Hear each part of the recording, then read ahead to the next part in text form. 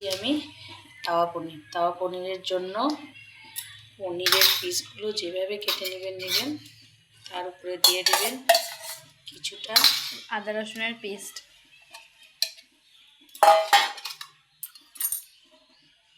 কি তাওয়া পনির এটা, কিছুটা হলুদ গুঁড়ো, 1 চামচ নুন, লঙ্কা গুঁড়ো, 1 চামচ গরম মশলা, 1 চামচ চাট মশলা, 1 চামচ দই, 2 চামচ, 1 চামচ রিফাইন তেল, কিছুটা রিফাইন অয়েল, 2 চামচ। তারপরে সবগুলো এগুলো একসাথে ম্যারিনেট করব। আমার তাওয়া পনির রাখ খেতে ভাই মায়া রাতে বেলা টেস্ট করো মায়া। হ্যাঁ,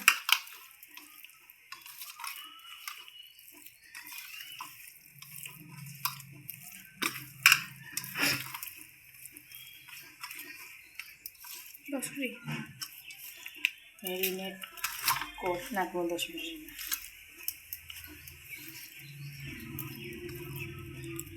রিফাইন তেল, কড়াইটা গরম করে কিছুটা তেল দিয়ে, মিঠা তেল না, দুজনে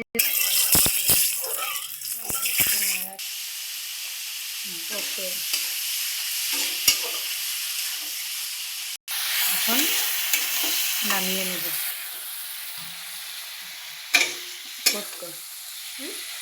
পুরোটা তেল দিয়ে গরম করে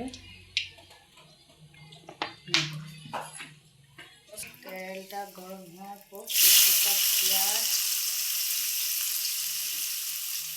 হালকা করে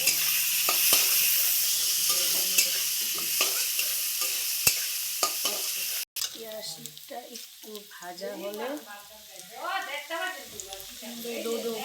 কুচনো টমেটো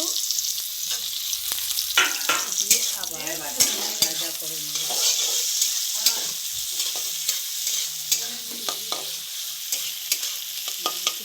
কিছুটা চিলি সস,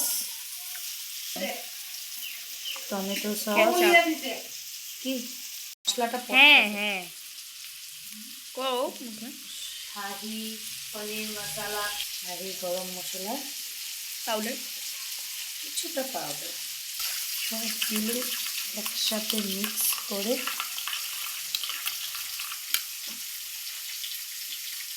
দেখায় না কেরম বুঝতেছি না, দেখাতে লাগবে।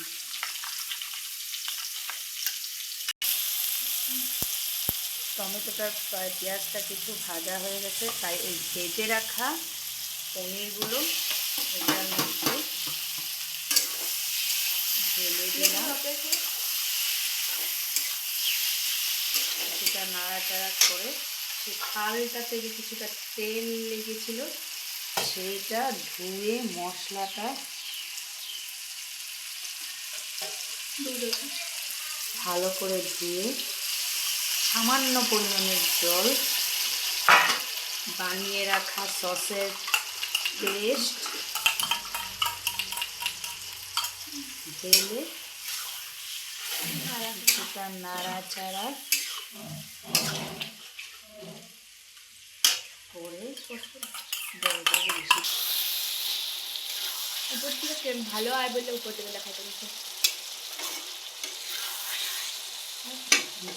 আমি কিছুটা ওখানে এখন কিছুটা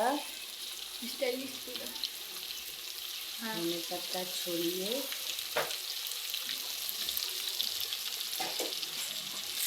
নাড়াচাড়া করে নামিয়ে নিলে হয়ে গেল তাওয়া পনির। মনে করুন।